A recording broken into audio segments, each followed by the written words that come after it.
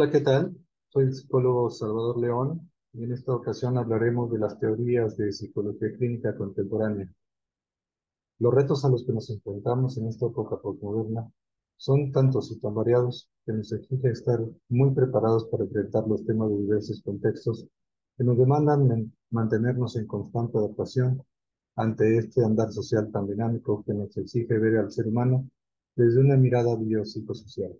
De forma holística o dicho de otra forma más coloquial, ver al ser humano como un todo y no como partes separadas que lo componen. Por lo que considero de vital importancia la necesidad de poder mirar más allá de la escuela psicológica que hemos elegido como especialización, sin mirar al eclecticismo, que es un enfoque que no se sostiene en un solo paradigma, sino que se basa en múltiples teorías para ser aplicadas en sus casos. Podemos especializarnos en algunas escuelas sin dejar de mirar o estudiar las otras, que para su aplicación en algún usuario, paciente, cliente o sujeto, se puede tomar como tratamiento alternativo, toda vez que de alguna forma todas convergen entre sí, sin ser iguales o contrapuestas. Es por ello que el día de hoy les hablaré de forma breve de las teorías de psicología clínica contemporáneas y del enfoque neuropsicológico, pues conocerlas nos permitirá favorecer a nuestras habilidades y mejorar nuestra atención en consulta. Antes de continuar, quiero hacer una breve pausa para recordar que nosotros los psicólogos nos dedicamos al estudio de los procesos cognitivos, los procesos fisiológicos y su relación con la conducta y la personalidad en un entorno o medio ambiente específico a nivel intrapersonal o a nivel interpersonal. Y lo menciono ya que entraremos de lleno ahora a explicar las diversas teorías de psicología clínica contemporánea y del enfoque neuropsicológico.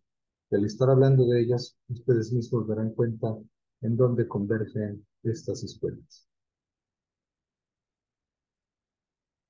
La teoría del psicoanálisis. Su precursor, Sigmund Freud, a quien se le considera el padre del psicoanálisis. ¿Qué es el psicoanálisis? Pues es fundamentalmente un método terapéutico que ayuda a explorar los procesos mentales inconscientes, una técnica para tratar las enfermedades psíquicas. ¿Cuáles son las teorías del psicoanálisis? La psicología del inconsciente, la psicología profunda, la psicología del ello, que posteriormente se conocerían con el término de teorías psicodinámicas o psicoanalíticas. ¿Cuál es el método psicoanalítico? Es el análisis de un discurso mediante la contrastación dialéctica entre el discurso y la experiencia a partir de la escucha de las formaciones del inconsciente, el discurso que permite su análisis y la posterior intervención de su analítico. ¿En qué se basa? Se basa en cuatro elementos. La asociación libre, que consiste en que el paciente verbalice lo que le pasa por la mente. La atención flotante, que consiste en la escucha analítica, donde se establece una conexión entre las cosas que dice el paciente y el síntoma. Análisis y manejo de transferencia, que se traduce al vínculo profesional que se desarrolla entre el paciente y el psicoanalista, y en el que el paciente proyecta todo su amor y odio a las personas, sobre todo en el entorno familiar. E interpretación, que es el conjunto de intervenciones. ¿Cuál es el objetivo? Por lo tanto, el psicoanálisis, su objetivo es encontrar aquellos contenidos psicológicos que han permanecido en una etapa inconsciente y que afectan el comportamiento y la personalidad de los sujetos, manifestándose en forma de ansiedades de sueños y lapsos, que en general dan importancia a un trabajo de revisión exhaustiva de la existencia del paciente, del que se busca la modificación subjetiva más radical. Continuaremos con la terapia cognitivo-conductual, ya que en los años 60, Aaron Beck y Albert Ellis, ellos son pioneros en la terapia cognitivo-conductual. Beck, padre de la terapia cognitiva, y Ellis es el creador de la terapia emotiva. Ambas destacan la influencia del pensamiento sobre las emociones. Esta terapia es de corte intrapsíquico y se inspiró en tratados teóricos de psicoanalistas como Lenwitz, Freud y Harney. y considera que en el tratamiento de los trastornos mentales conviene identificar y modificar las estructuras nucleares de la personalidad, que para el psicoanálisis son inconscientes y para la terapia cognitivo-conductual son en gran medida conscientes. Este modelo de tratamiento consiste en atender el problema y no buscar dónde se originó. La importancia de esta terapia es identificar la forma de pensar o diálogo interno de la persona, por lo que el malestar no es la consecuencia de las situaciones que nos ocurren, sino de la forma en que interpretamos la realidad.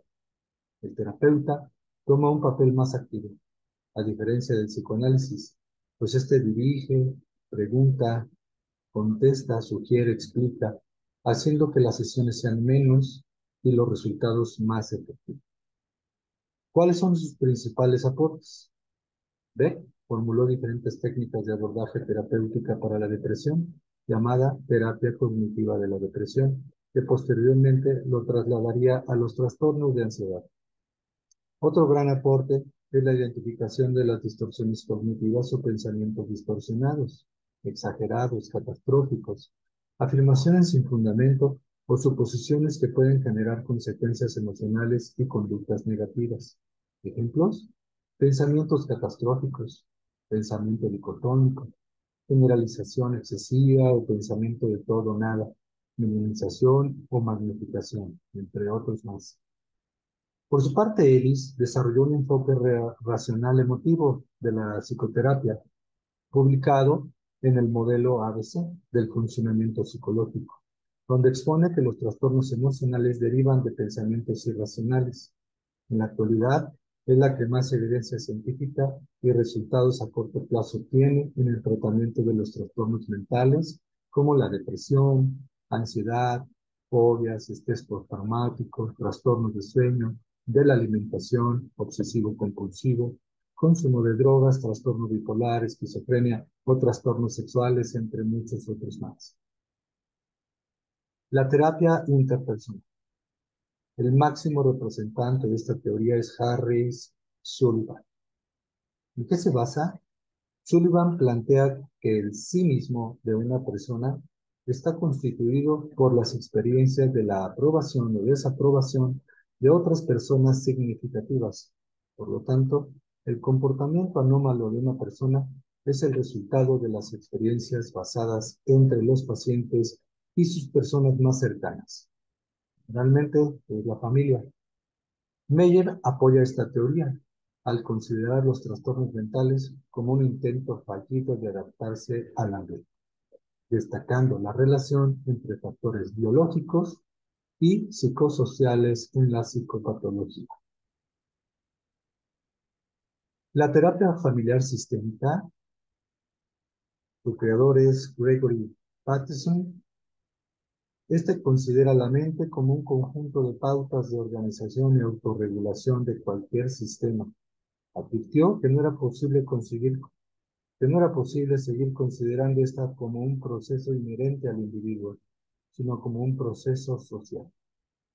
Cuenta con tres teorías principales: la teoría general de sistemas de Bartolomé, teoría de la comunicación de Watzlawick, teoría cibernética de Forster, siendo entonces que los modelos de enfoque interpersonal, el foco de atención ya no es el individuo, sino las características de la organización del sistema al que pertenece.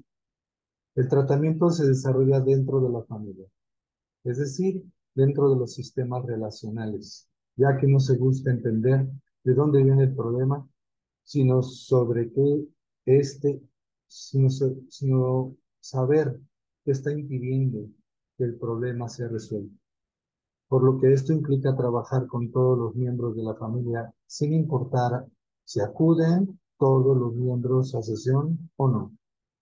Pues quienes sí acuden representan un gran recurso para generar el cambio y mantener los beneficios terapéuticos.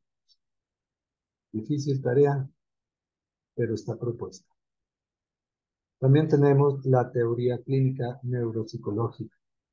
Esta disciplina estudia el funcionamiento cerebral de un punto de vista multidisciplinario, que es lo que comentábamos al principio.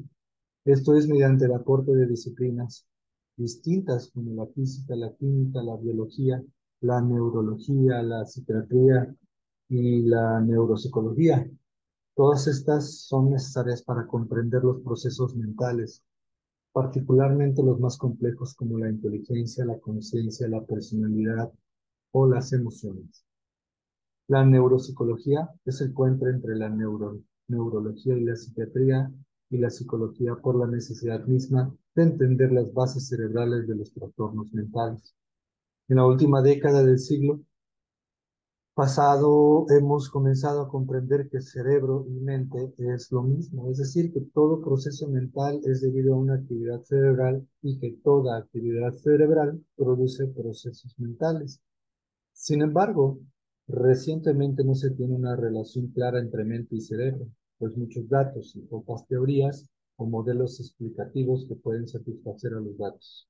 En este sentido, podemos afirmar que los datos sin teorías firmes, donde asentarse, tienden a interpretarse en direcciones erróneas.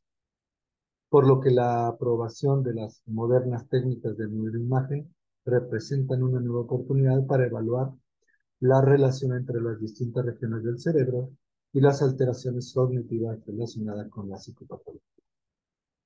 Cabe destacar que la principal contribución de la evaluación neuropsicológica aplicada a la psicología se centra en proporcionar datos objetivos sobre los déficits cognitivos que están relacionados con los trastornos mentales y cómo estos déficits afectan a la vida del paciente.